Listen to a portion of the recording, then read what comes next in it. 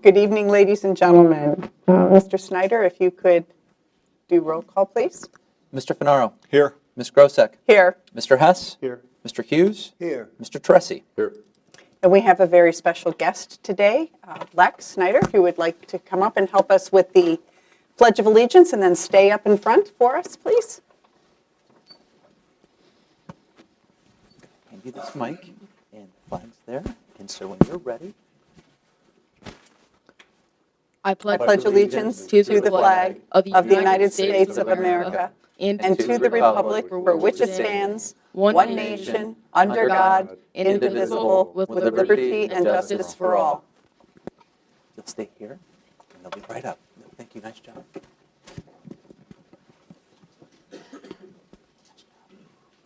So we have a very special young man here with us tonight. This is Lex Schneer. So can all say hi to Lex? Hi, Lex. Okay. Come on, stand right up here, Lex. So we have a proclamation for you about you. And I got to say this, Lex, and we've been doing, or at least I've been doing honors and Students of the Month for 7 years now in the Mayfield City School District. I don't know that I've ever read anything more impressive than the kinds of things that you've accomplished. I mean, this is really quite special. So we're very, very proud of you. But I'm going to read this for everybody to hear. Okay? You okay with that? Even if you're not, I'm going to read it anyway. So. All right. The Mayfield City School District and the Mayfield Board of Education present this proclamation to Lex Schneer, Student of the Month from Mayfield Middle School. Whereas Lex Schneer is an 8th grade student at Mayfield Middle School who is a world traveler, soccer player, magician, and pianist. Lex Schneer is the epitome of a well-rounded student. His travels to places such as Iceland, Italy, Spain, Portugal, and more have given him a unique perspective. And whereas Lex stays active as a forward for the Croatia Junior Club soccer team and a member of the MMS football team, he also enjoys skiing and track. In his spare time, I'm not sure that really works here. Do you have spare time? Not often. Yeah, not often. He practices sleights of hand, card tricks, and coin tricks. Did you bring anything tonight? I don't think so. You didn't? Okay. Too bad, because I would have had you do something. It would be great.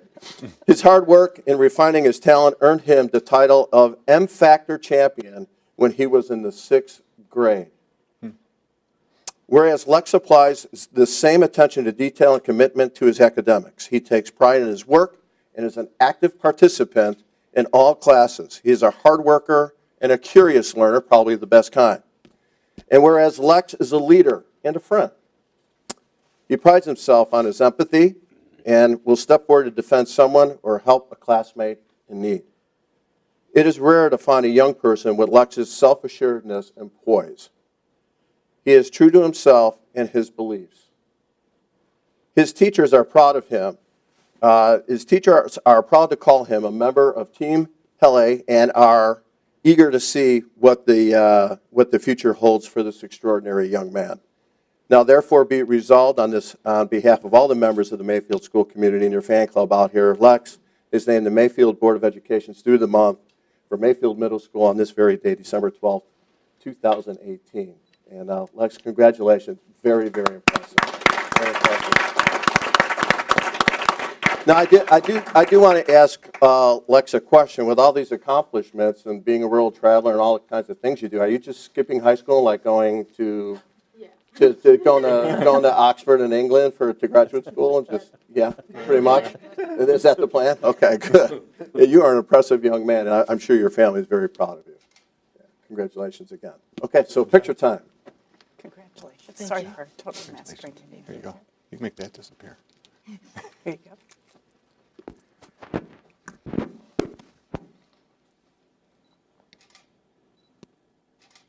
And just Lex.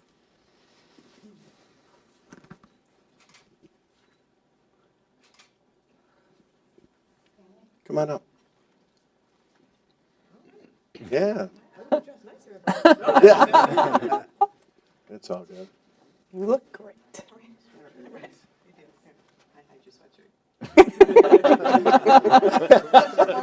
What is it, brush?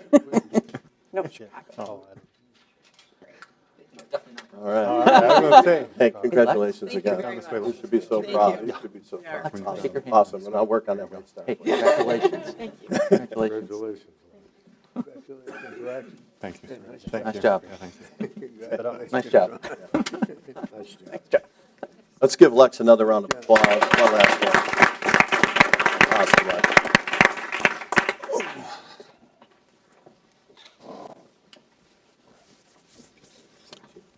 All righty. That moves us right into a wonderful presentation by the middle school.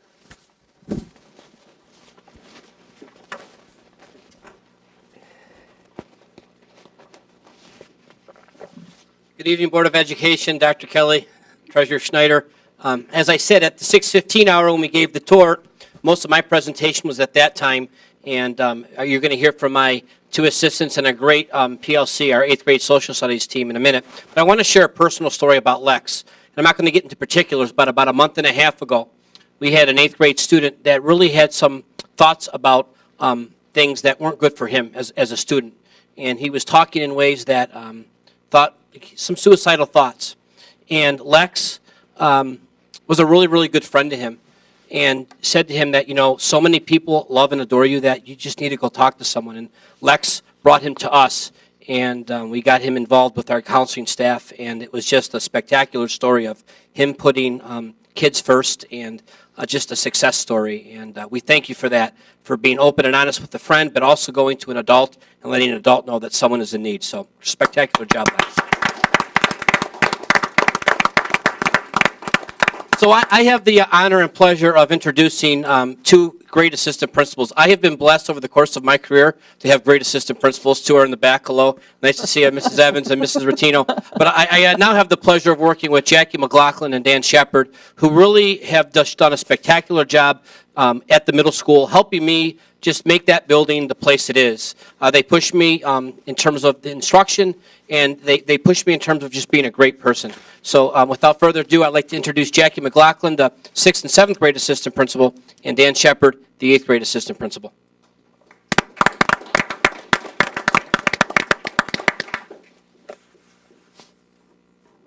So all of Paul's other assistants like leave after like 2 years, and Jack and I have stuck around, so I don't know what that says exactly.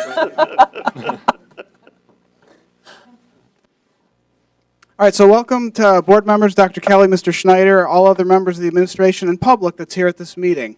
My name's Dan Shepard. I'm one of the assistant principals at Mayfield Middle School. Earlier today, you heard about some of the physical changes to our building and how our vision for learning is going to help us utilize these spaces for 21st century learning. Our vision is that over the next few years, the learning at MMS is transformed just as much as the physical spaces have been. That's not to say that great things aren't happening right now, because they are all over the building, but we owe it to our students to make sure that we are working towards continuous improvement always. The first step of that transformation involved the introduction and integration of technology to help us accelerate learning.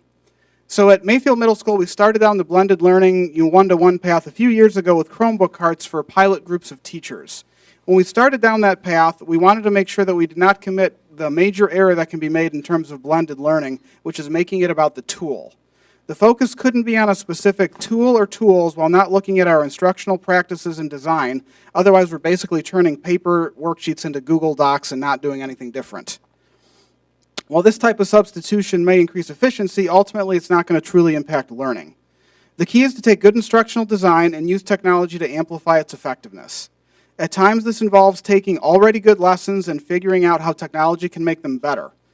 At times, this involves taking a look at our instructional practices in the face of technology and asking if the actual instruction could be better. So Jackie McLaughlin is now going to come up and talk about how we have done this over the past several school years. Okay. Thank you for having us tonight. We really are excited to be here today to share what's going on at the middle school. We began our one-to-one journey, like Dan said, with the social studies department. And each of the group of the teachers got Chromebook carts. Those Chromebook carts were used in the classrooms, and the buzz around the school was pretty immediate that the teachers were seeing increased engagement and were getting more in depth with their learning. At that time, then other teachers wanted to get the Chromebook carts and share those out. So obviously, we let them do that. At that point, the Chromebook carts became a treasured tool. We then expanded the idea to include other departments, so not just the social studies departments, but a variety of teachers. And we called this group the Action Research Team, and really they did just that. They were planning, acting, observing, and reflecting while keeping instruction at the forefront. Additionally, we had the action research teachers become micro teachers. So essentially, they got a group of teachers, a small group of teachers that they were able to facilitate, coach, and mentor through the process. How many times do you know of teachers actually practicing a lesson before they deliver it to students? They were able to do just that and get critical feedback. So the real question is, how did technology change our thinking around teaching and learning? So gone are the days where students sit in desks and work on the same exact assignment at the same time. Now are the days of personalization, just like in Ms. Jukic's language arts classroom, where she's using the workshop model to differentiate instruction, or like in Mrs. Beard's classroom, where the iReady program allows her to address gaps in skills. Gone are the days where students have to wait a day to get feedback from teachers. Now are the days where immediate feedback is given. So this is a picture actually that I took on Monday. Mrs. Saunders was in this exact room during our ILT meeting, while the rest of her class was in her classroom over at the middle school working on articles for journalism. And at a break, she hopped on and was able to give immediate feedback to students. Gone are the days where teachers just call or listen from the students that raise their hands. Now are the days where every student has a voice. So this is in Mrs. Leonard's language arts class, where students were making flip grids. They were using text evidence to defend their opinion about a certain character. And in a matter of seconds, Mrs. Leonard was able to listen to every single student's response. Gone are the days of cramming and just simply memorizing the facts. In are the days of real-world application, like in Mr. Race's science classroom, where students took their understanding of weathering and became meteorologists for the day. At this time, I'd like to introduce the real people that are in the trenches and using this technology to enhance instruction. This is our powerhouse department, the 8th grade social studies department, consisting of Joey Catullo, Rachel Streitman, and Rachel Trentnelli.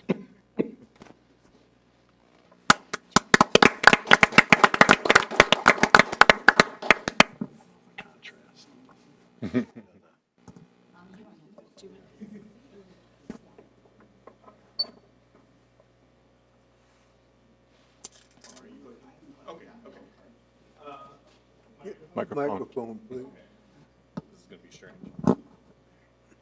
Hello. Okay, so we were asked to speak. We're the 8th grade social studies department. Part of this presentation we gave about a month ago in Sandusky as part of OMLA, and we were asked to share some of the techniques we've been using as far as blended learning goes. As a PLC, we use technology pretty much in every way, planning, whether it's 9 o'clock at night, jumping on a dock or slides, communicating that way, whether it's last second in the morning, getting on a dock and chatting with each other on how to adjust things. We've pretty much, teaching has gone solely for us kind of based around technology. And so we were going to share some of those things we've come up with. Oh, hello. I'm Rachel, number 2. But yeah, if you would like to have access to this presentation, there's tons and tons of links if you're ever super bored and want to look at a little bit more in depth of some of the things that we do. So we'll kind of just touch on a few of them. We'll explain some of them. We'll open maybe 3. And you can click through this first. But there's a link. You can click through that. This was actually a video we made as part of our presentation where students shared what they thought was boring about social studies, what they enjoyed about having this blended learning, and so on and so forth. But you can go ahead. So I'll hand this back over to Joey. We broke it down into 4 4 different categories. Use the microphone. I'm sorry. I'm so loud normally, I'm sorry. We broke it down into 4 different categories with things that students create, things that we use to instruct, things that are kind of a mix of both, and then how we test and assess. And each one of these are ways that we've enhanced it using technology. So some of the things we do through technology is just trying to find ways to connect what is not always the most exciting curriculum. We teach Columbus 1492 to Reconstruction, electric stuff. People in the room are buzzing. So we try to just find any trick we can to kind of bring that alive a little bit. And so some of the creative stuff we do throughout the year or throughout the years, not always all the time, is, for example, we'll have kids make memes about the historical subject where they can kind of take the content and make something fun out of it, and then the kids can look at it with each other. I don't know if are there examples or no? Okay, all right. We also will have them make like fake text conversations between historical figures. If you click that one where it says sample, yeah, maybe it's Lex's. I don't know. But they can make fake conversations with each other, like it's a text conversation, and then as long as they give us the link, we can see that immediately. They can share it with each other. So we try to find any way possible to make what can be dry material more modern to the student. Just little tricks. Other things we do, we'll do song parodies. We'll have them write little books. We'll have them make board games out of the historical material. We'll have them make videos from time to time. So anything we can do to bring the technology in to have them show their knowledge in a different way.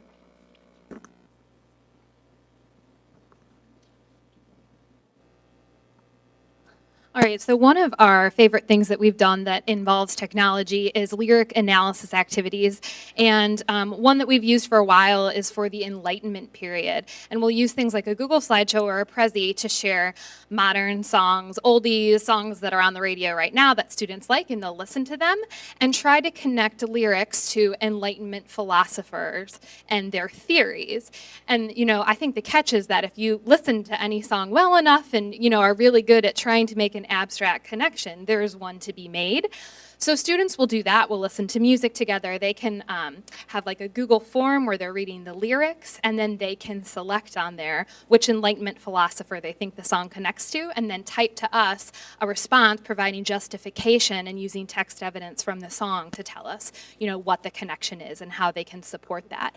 And then we hand it over to students, and they actually this year created their own Enlightenment philosopher playlist using Google Slides, and did the same thing, but they were in charge and picked the music, school appropriate, and then they got to share it out with one another. And that was really cool. And the students could listen to one another's song selections and say, hey, you know, I think that connected to John Locke, and here's why. And then a student would say, no, you know, I thought that was connected to Rousseau, and here was my thought process. We also do a lot of different role play activities. We did a mock trial this year. I just did a constitutional convention in my classroom. Actually, maybe you could just click that video instead of, it's really, really short. But this was just a student, oh, it's on mute. Never says Snowball. It says a sailor or townsman struck the captain. Well, here it says the boys were throwing snowballs. But so it was a sailor or pretty townsman. positive. So they were actually looking at a primary source document from the Boston Massacre and getting really fired up, and they had this great exchange where they were pointing to this primary source document, this person's like court testimony about what happened at the Boston Massacre, and just kind of going back and forth and debating the meaning behind what this person said so many years ago. And in order to prep for this trial, they were using the whole entire G suite of tools from Google to learn about the role of an attorney, of a prosecutor, of a defense attorney, to work with their teammates to come up with a cohesive argument. So just another type of thing that we do kind of on the regular.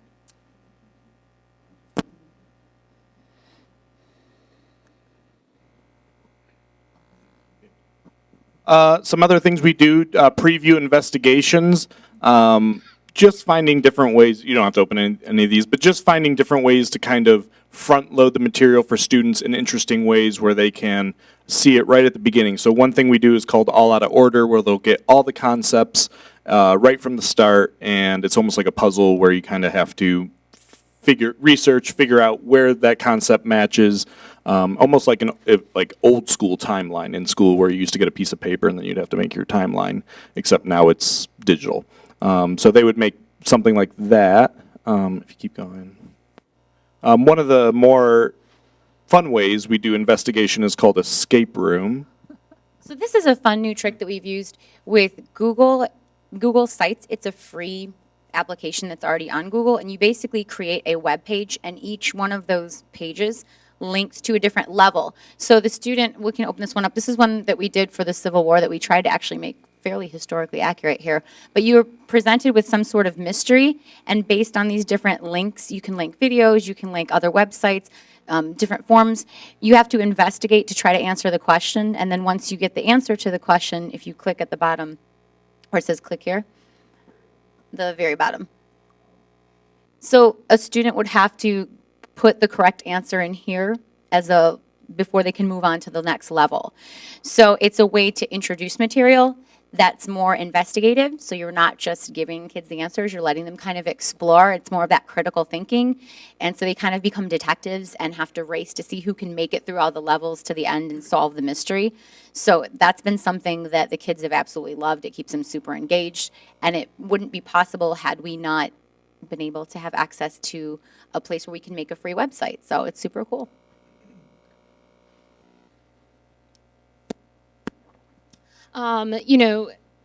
This is a really basic thing, but now that we have access to Google Docs, it's really easy for us as teachers to create leveled readings. And sometimes students feel self-conscious in a classroom. They don't want to take the sheet that another student isn't taking, even though it maybe challenges them more appropriately. And so what we can do is create leveled readings using Google Docs, have links up on our Google Classrooms or Schoology for students to access.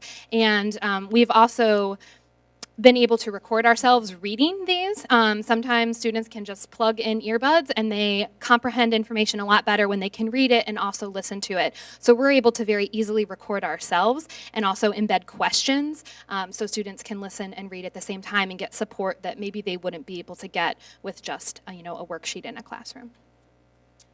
It's very fun to hear like 20 racial strikers coming out All at the same time. Chromebooks. I have your earbuds. I don't want to listen to myself. Yeah. One of the coolest new tech tools that we've been able to use that has been extremely helpful for extending learning outside of the classroom is Screencastify. Screencastify will actually take a video shot of what you're looking at on the screen. So if I wanted to narrate this whole slideshow, I could narrate over it. I can have a little square at the bottom where my little face would appear or not. And what students can then do is they can go back and listen to you instruct. So again, it's another way to reach students outside of the classroom. And like Rachel was saying before, some students might need a little bit extra help or extra boost to go back and re-listen to that. So it's a great way to differentiate. It's also a really great way to do self-paced lessons so students can kind of move at their own speed and yet you're still with them virtually. It's also, we've used it a few times to kind of co-teach. If you're teaching with a language arts teacher, for example, we used it, and you don't have to open it, but in one of our lessons, we were taking a language arts concept, and we were having them apply that to our subject. So we were the content, but the way that they wrote was based in language arts. So we had our language arts teacher was able to make a video, a screencast of her explaining how to do something with tips and reminders to walk students through the process of writing a double chunk paragraph, which was new to them at the beginning of the year. And then they were able to apply our actual historical content to that particular process. So it was a way to co-teach without having to physically be in the room. So Screencast has really opened up a huge world for us, and we can actually co-teach with each other or help out. We can kind of split the work and, share different expertise, and it's been amazing. Yeah, for example, today the kids were doing some math. In social studies, they were having to figure out representation based on states during the Constitutional Convention. And so a lot of kids were laughing because there would be like a video tutorial of showing them how to add two numbers. But it would get more complex as it goes. And then there are a lot of kids who won't tell you, they just want that simple instruction. So that video then ends up being really helpful for kids who, typically we don't do math, but in this case it was helpful.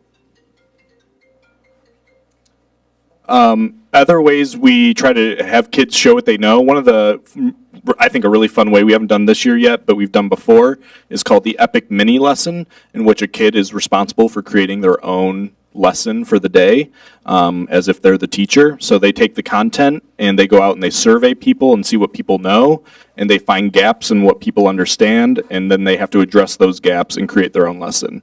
How would you teach it based on what you've figured out? So last year we did it with the middle passage, and they would go ask their parents and their friends, like, do you know what the middle passage is? And then they'd have to record the responses and share the data. And so based on the data, then they would create their own lesson. And kids, it's always fun then as the teacher to watch a kid create a lesson, because then they can kind of see the complexity of forming a lesson. So that's one way we have kids show what they know. Some other ways that we alternatively test what they know. We just recently wrapped this one up. It's called the Choice Show What You Know. So we took a Revolutionary War project. We gave them a list of concepts, people, and places, and we kind of flipped it and gave it to them and said, show us in whatever fashion you see fit. Show what you know. Some people are more visual learners. Some people like to do more of a formal writing. Some people like to make videos. So they had 4 options where they could use different online sites to make. I think there was, you don't have to clip on it. No, you don't have to if you don't want to. But unless you really want to. But we were able to use a website called Canva, which you can create online posters. There's Storyboard That, which was another website where it actually has like preloaded historical characters that you can use to make 6-cell comic strips. And then we showed them if you scroll down, a couple of tutorials on how to use some video apps like WeVideo, which is another free way to make videos, and Clips, which is on their phone. So everybody had the same concept and the same idea that they had to try to prove why were Americans the underdogs and how do we overcome those obstacles. But they had a variety of choice on how they wanted to show what they know. So we were able to differentiate, again, how students show a mastery of content. And then another thing that we've been using a lot, especially for retakes, is Flipgrid. Flipgrid is a way that they can video themselves, and you can kind of set it. They can talk back to each other or not. You can moderate it. So Flipgrid is a way for them to explain themselves, because some kids are a little bit better at talking to you one-on-one, but maybe not in a bigger group, or maybe they're just better at talking than they are typing it out or writing it out formally. So it's just, again, another assessment tool that you can use. Yeah, sure. So we also there are so many tools that exist now. And actually, like just a few years ago, I think we were here and we talked about some of these tech tools, and it felt like so revolutionary then. And now we're like, oh, these are just, we've been using these forever. Things like Menti, which allows you to do like an instant poll of your classroom, so you can either figure out what they understand or they can tell you what questions they have in real time, and their names aren't attached to it, so there's that anonymity. A kid that is struggling, maybe hesitant to speak up, isn't when they're using something like Menti. Kahoot, which is, it's like we did it here. It's like a game where students can choose multiple choice, but they're racing against one another to try and answer questions, and it's a little bit competitive. And there are also things like Quizlet Live that are similar.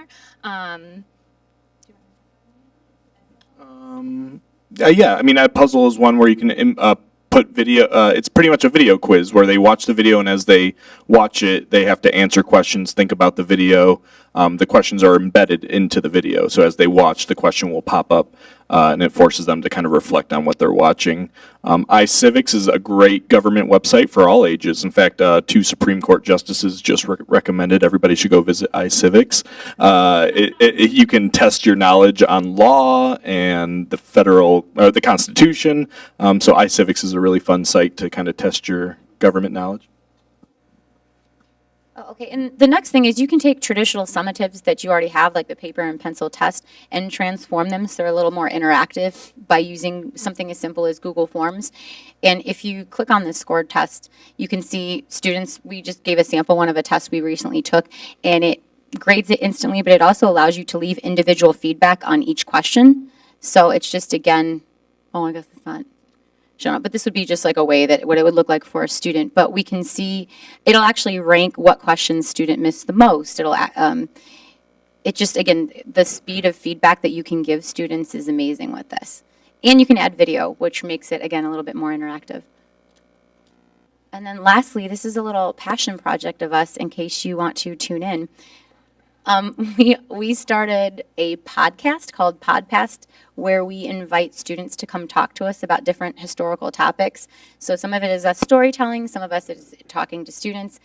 And I don't know if you want to keep talking about this because you're kind of baby, but it's, no, it's fine. I mean, I think the point is that, like, as a department, through technology, we've just found it was baby steps. So through the blended learning committee, we figured out that we kind of like this thing, and then we've grown to love it. And now we're like, what else can we do with it? And so we're like, we could make a podcast where we talk about history, since that's what we do in our spare time anyways. And so that's what we're doing, except now we're dragging kids in with us to talk about the history. So on the last episode, it's called Right Hand Man. It's about people who have been kind of next to the person in history. And a whole, like 10 kids wanted to talk about Hamilton because they're familiar with the play, but also because they've fallen in love with Hamilton. And so we had this like round table of kids just talking about Hamilton as a right hand man. And so the idea is that we can share a little of our geekiness with history and then pull in the kids, and hopefully they can kind of geek out with us. There's only 3 episodes, but if you like history, they're okay. So, like, our final message when we presented at OMLA to the teachers was, this is a lot to take in, but just take a chance on something that you're excited about. And like Joey said, it's been baby steps for us, but I think we all appreciate the opportunity to have this technology, that we have a district that supports it, that you allowed social studies to just grab hold of this a couple years ago and learn. And it's really been transformative for our department, for us as teachers, educators, and for our students. So thank you for those opportunities.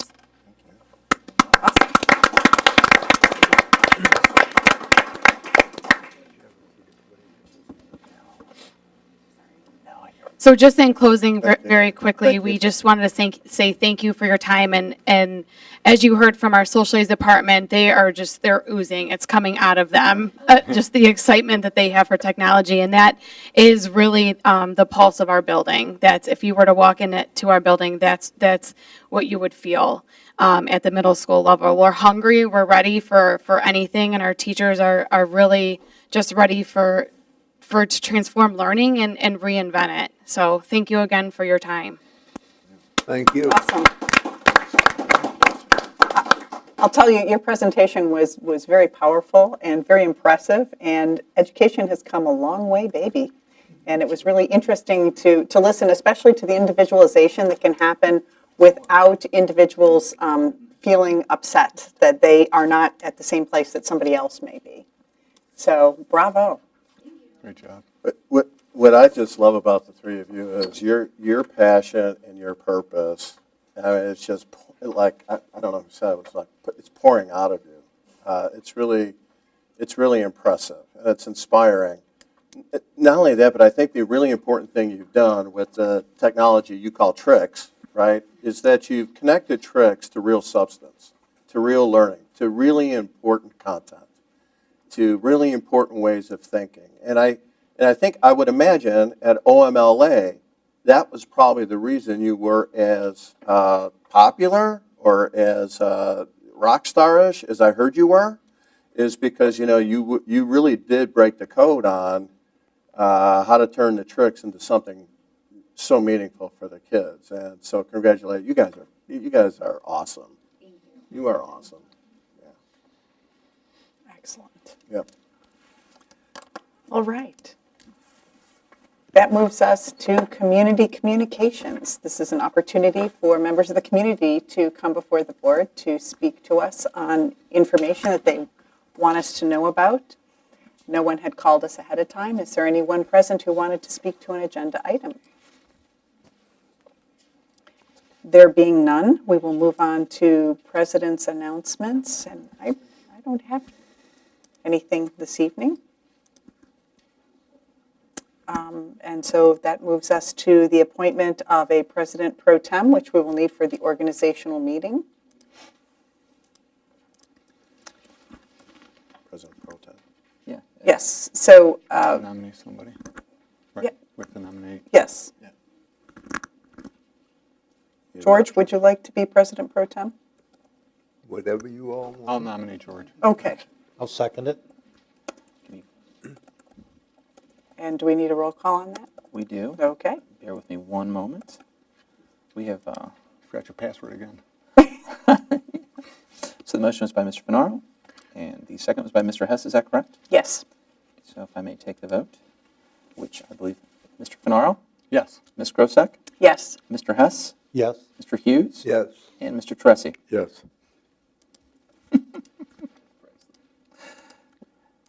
We are having, yet again, some technical difficulties with the scoreboard. So I will continue to take vote. Sorry to all of the public. Big crowd. Yeah. Can't wait for winter break. Anyways, Yeah, no, we got to leave it open. Okay, thanks. Okay. Mhm. So we will move on to board member committee reports. Any? None? I have a couple. Okay. I have one thing, or two things actually. First, the Wildcat Community Foundation got back together last week. It was a great meeting. We brought on 2 new members, Dan and Jolene Grieve. The direction of the foundation is very exciting. We would like to bring them in for a meeting, so if we could pick a meeting to bring them in to do a 10-minute presentation on the mission, what we're looking to do with that. We'd appreciate if we could get a date for them to come on in. So. Would you like us to set that up? Yeah. Scott and I? Yes. Yeah, we'll set that up. I told Sure. I told Mr. Abbey that as soon as we had a date, we'd let him know. Okay, so are we talking maybe February, March? Probably February, I would think. February? Yeah. Okay. I think we'll probably. Okay. And the other thing was I had an opportunity to attend the first annual Mayfield International Cultural Event. Denise and the group did a wonderful job. There was a lot of students there, proud of their heritage. The food was great, and I can't wait till next year. I think it's going to be bigger and better with the dancing and everything else they had going on there. So it was a nice night. I brought my wife there for her birthday, so we ate there and we had a good time. Nice birthday We had a present. good time. There was some dancing, there was some food, there was some languages being thrown around. So you told her it was going to be a romantic. I told her it was romantic. We're going to travel the world, I told her. And we did. Hey, like Lex, right? Like Lex. So Well it was done. a great event, and I'm looking forward to next year. Yeah. And she's still here with you. I'm just saying. I promised her again another wonderful night. There you go. Excellent. Superintendent's announcements. Absolutely, and I just wanted to second what Ron said about that event. Denise, congratulations. It was a great beginning to it. It's only going to get bigger and better, I'm sure. But it was really cool to see all the costumes, the food, the pride in people's cultures. It was really spectacular. It was really good. It's going to be neat moving forward. I also want to point out that today, because we had a lot going on today, but one of the big things that happened today is Lisa Wood from the State Board of Education came here and visited Lander Elementary School to present the STEM banner, because Lander is now a designated State of Ohio STEM recognized school for their work with science, technology, engineering, and math at Lander. So congratulations to you, Felicia, and your staff. It's a big honor, and I know there's only a handful in all of Ohio who received this designation out of all the applicants. I forget what the number was online. It's 52 who have ever received it. So that's Wow. that's very impressive. And it's not one of those things you just apply for and get automatically. I mean, it's a process. So congratulations on that. And the other thing, there's a lot happening, but just want to wish everybody a great holiday season with friends and family. All righty. That moves us to the superintendent's consent agenda. Do I have a motion to approve? So moved. Second.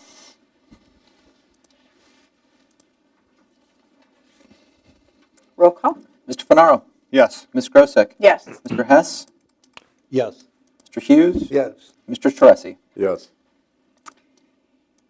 And the treasurer's report, financial statements for November 30th, 2018. So moved.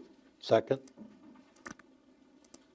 Roll call? Mr. Finaro, Yes. Ms. Grosek, Yes. Mr. Hess, Yes. Mr. Hughes, Yes. Mr. Tressi. Yes.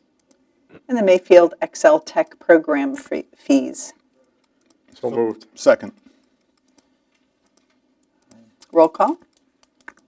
Mr. Finaro, Yes. Ms. Grosek, Yes. Mr. Hess, Yes. Mr. Hughes, Yes. Mr. Tressi. Yes.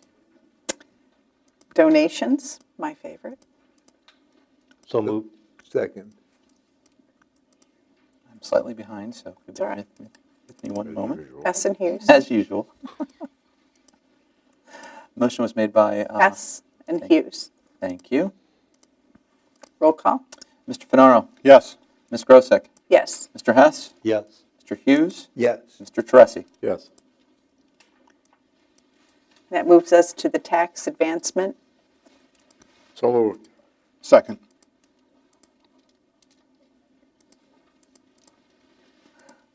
Roll call? Mr. Finaro, Yes. Ms. Grosek, Yes. Mr. Hess, Yes. Mr. Hughes, Yes. and Mr. Tressi. Yes. And financial transactions. So moved. Second. Guess you're just a little too faster than I can click in this thing. Keep up. Mr. Tressi seconded, is that Yes. correct? Thank you. Thank you. Roll call? Mr. Finaro, Yes. Ms. Grosek, Yes. Mr. Hess, Yes. Mr. Hughes, Yes. Mr. Tressi. Yes. And more donations. So moved. Second. Roll call? Mr. Finaro, Yes. Ms. Grosek, Yes. Mr. Hess, Yes. Mr. Hughes, Yes. Mr. Tressi. Yes. Moving to other treasurer's business, we have the minutes of the regular board meeting of November 14th. So moved. Second. Roll call? Mr. Finaro, Yes. Ms. Grosek, Yes. Mr. Hess, Yes. Mr. Hughes, Yes. and Mr. Tressi. Yes. And the OSBA Legal Assistance Fund Consulting Services. So moved. Second. Roll call? Mr. Finaro, Yes. Ms. Grosek, Yes. Mr. Hess, Yes. Mr. Hughes, Yes. and Mr. Tressi. Yes. The Financial Statement Reconciliation Services. So moved. Second. Roll call? Mr. Finaro, Yes. Ms. Grosek, Yes. Mr. Hess, Yes. Mr. Hughes, Yes. Mr. Tressi. Yes. And the Connect Service Agreements for Gilmore Academy. So moved. Second. Roll call? Mr. Finaro, Yes. Ms. Grosek, Yes. Mr. Hess, Yes. Mr. Hughes, Yes. Mr. Tressi. Yes. And we have the Ohio School Boards Association Annual Membership Dues. So moved. Second. Roll call? Mr. Finaro, Yes. Ms. Grosek, Yes. Mr. Hess, Yes. Mr. Hughes, Yes. and Mr. Tressi. Yes. And in other business, we have a settlement agreement. So moved. Second. Roll call? Mr. Finaro, Yes. Ms. Grosek, Yes. Mr. Hess, Yes. Mr. Hughes, Yes. and Mr. Tressi. Yes. Moving to other board business, we have the board policies second reading and adoption. So moved. Second. Roll call? Mr. Finaro, Yes. Ms. Grosek, Yes. Mr. Hess, Yes. Mr. Hughes, Yes. Mr. Tressi. Yes. And I believe we have no need for executive session, so that moves us to a motion to adjourn. So moved. Second. Merry Christmas. Happy holidays to everyone. Happy holidays. Thank Roll you. call? The motion was by, excuse me for a moment, was by Mr. Tressi, and, or was that? Sorry, you don't get to leave quite yet. Finaro moved, Mr. Tressi seconded. Thank you. And Mr. Finaro, Yes. Ms. Grosek, Yes. Mr. Hess, Yes. Mr. Hughes, Yes. and Mr. Tressi. Yes. Happy holidays to all, and to all a good night.